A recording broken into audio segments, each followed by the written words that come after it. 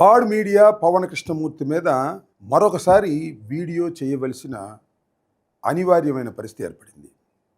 ఎందుకంటే కొన్ని రోజుల క్రితం నేను 48 గంటల్లో క్షమాపణ చెప్పండి, ఆ వీడియోని తొలగించండి అని నేను ఒక వీడియో చేశాను. దానికి సమాధానంగా ఆయన మరొక వీడియో చేశాడు. దానిలో నా తప్పుల్ని సరి చేసుకుంటున్నాను అని చెప్పాడు. అంటే అతను తప్పు చెప్పానని ఒప్పుకున్నాడు, సరి చేసుకున్నాడట. మళ్ళా నేను 48 గంటల్లో ఆయన క్షమాపణ చెప్పాలంట. ఎందుకు చెప్పాలో నాకు తెలియలే. అంత తేలిగ్గా క్షమాపణ చెప్పేటటువంటి వ్యక్తిని కాదు. అడిగితే చెప్పను, అడగకపోయినా నేను తప్పు చేస్తే చెప్పేటటువంటి స్వభావం కలిగిన వాడిని అనే విషయం బాడ్ కృష్ణమూర్తి వెనుక ఉన్నటువంటి వ్యక్తులు తెలుసుకోవాలని ఈ సందర్భంగా మనవి చేస్తున్నాను. ఈ బాడ్ పక్షి, నువ్వెంత పవన్ కృష్ణమూర్తి ఒక పిచ్చుక లాంటి వాడివి. నీ వెనుక బాడ్ చాలామంది ఉన్నాయి. గెద్దలున్నాయో రాబందులున్నాయో రాబోయే కాలంలో చాలా క్లియర్గా తెలుస్తుంది. కాబట్టి నేను చెప్పదలుచుకున్నది ఏమిటంటే క్షమాపణ చెప్పటం కాదు, అంతకుముందు వీడియోలో కూడా చెప్పాను, ముందుంది ముసళ్ళ పండుగ అని. ఖచ్చితంగా ఆ మాట మీద నిలబడుతున్నాను. ఇంకోటి కూడా చెప్తున్నా, నీకు ఒళ్ళు బలిసిన మాటలు మాట్లాడుతున్నావు. ఏ పద్ధతిలో మాట్లాడాలో ఆ పద్ధతిలో మాట్లాడుకోకుండా తప్పులు చెప్పి అన్యాయమైన మాటలు మాట్లాడి మళ్ళీ నేను క్షమాపణ చెప్పాలని కోరుకుంటున్నావంటే నీకు తల ఎంత పొగరుగా ఉందో మీడియాలో అర్థమవుతుంది. నువ్వు విలేకరువా? ఏదో చెప్తున్నావు కదా, బీకామ్ ఎంబీఏ చదివానని. ఏం బీకామ్ ఎంబీఏ చదివితే నీకు జ్ఞానం ఉండాలిగా. జ్ఞానం లేకోకుండా పొరపాటు పడ్డానని చెప్తావేంటి? పొరపాటు పడ్డాను ఒప్పుకున్నావు కదా, ఎందుకు పొరపాటు పడి చెప్తున్నావు ఎయిర్లోకి వెళ్ళే ముందు? ఇలాంటి తప్పుడు వ్యాఖ్యానాలు, తప్పుడు కథనాలు చేసి మళ్ళా నేను నీకు క్షమాపణ చెప్పాలని కోరుకుంటాను. ఈ పక్షి పుట్టిందే వైఎస్ఆర్ కాంగ్రెస్ పార్టీని దూషించడానికి, చంద్రబాబుని లోకేష్ని మొయ్యటానికి. ఏంటంటావు, మాకు ఫండింగ్ ఎక్కడి నుంచి వస్తుంది, లోకేష్ నుంచి వస్తుందా, నిరూపించు, దీనికి క్షమాపణ చెప్పు అంటున్నావు కదా. చెప్తున్నా, ఖచ్చితంగా లోకేష్ నుంచే నీకు ఫండ్ వస్తుంది. అందుకనే ఇలాంటి పిచ్చి పిచ్చి వీడియోలు చేస్తున్నావు. ఇంకొక విషయాన్ని ఇక్కడ చెప్తున్నా, చూడు, కొన్ని ఫోటోలు చూపిస్తాను. తెలుసు కదా, కొమ్మినేని శ్రీనివాస్ గారు సుదీర్ఘకాలం జర్నలిజంలో ఉన్నారు. ఆంధ్రజ్యోతి, ఈనాడు, ఎన్టీవీ, టీవీ5 చాలా ఛానల్స్లోనూ పేపర్లోనూ పనిచేసినటువంటి సీనియర్ జర్నలిస్ట్.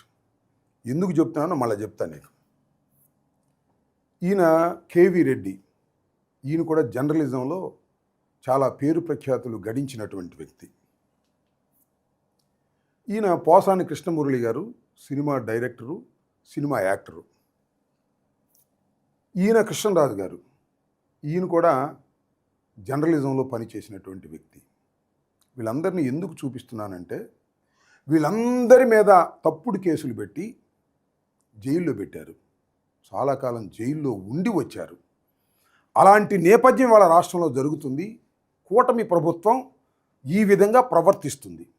ఆ నేపథ్యంలో నువ్వు వైఎస్ఆర్ కాంగ్రెస్ పార్టీని బదనాం చేయాలని, కూటమిని పైకి లేపాలనేటువంటి ఉద్దేశంతో నువ్వు ప్రయత్నం చేస్తున్నావు. నీ వీడియోలు చూస్తే ఎవరికైనా అర్థమవుతుంది. ఎందుకంటే ఒక ఛానల్లో చెప్పేటటువంటి మాటలు కానీ, వ్యాఖ్యానాలు కానీ 2-3 వీడియోలు చూస్తే చాలు, ఇది ఎవరికి ఫేవరబుల్గా పనిచేస్తుందో అర్థమైపోతుంది. అంతేకాదు, మరొక ఫోటో కూడా చూపిస్తాను. ప్రశ్న రావణ్ ప్రస్తుతం నెల్లూరు జైల్లో ఉన్నాడు. అన్యాయంగా, అక్రమంగా 4 కేసులు పెడితే 4 కేసుల్లో బెయిల్ వస్తే ఉపా కేసు పెట్టి జైలుకి పంపించారు. అలా చేస్తుంది ఇక్కడ కూటమి ప్రభుత్వం. దీంతోపాటు ఇంకా 2-3 ఫోటోలు మీకు చూపిస్తాను. ఎందుకు చెప్తున్నానంటే అలా జర్నలిజం మీద ఉక్కుపాదం మోపి జైల్లో పెట్టాలని ప్రయత్నం చేస్తున్న నేపథ్యంలో పవన్ కృష్ణమూర్తి నువ్వు మాట్లాడుతున్నావు. చాలా వీడియోలు నేను చూసి ఎప్పుడూ రెస్పాండ్ కాలా. నువ్వు నా మీద చేసిన అవాస్తవమైన వీడియోని చూసి క్లియర్గా చెప్పాను. అది తప్పు అయితే సరి చేసుకోవాలి. మళ్ళీ నేను క్షమాపణ చెప్పాలంట 48 గంటల్లో. చెప్తా. ముందుంది ముసళ్ళ పండగ, తొందరేమీ లేదు. కాలం గిర్రున తిరిగి వస్తుంది అనేది కూడా గుర్తుపెట్టుకో. ఇంకా 2 ఫోటోలు చూసావుగా. ఈయన సీమరాజా ఈయన కిరాకార్పి. వీళ్ళిద్దరూ తెలుగుదేశానికి అనుకూలంగా విచ్చలవిడిగా మాట్లాడతారు, బూతులు కూడా మాట్లాడతారు. వాళ్ళకి నీకు పెద్ద తేడా ఏముంది? వాళ్ళు బూతులు మాట్లాడతారు, నువ్వు నైస్గా మాట్లాడి తడిగుడ్డలతో గొంతులు కోసే మార్గాన్ని అన్వేషిస్తావు. కిరాక ఆర్పీకి, సీమరాజుకి నీకు ఏమీ తేడా లేదు. అందరూ సమానమే.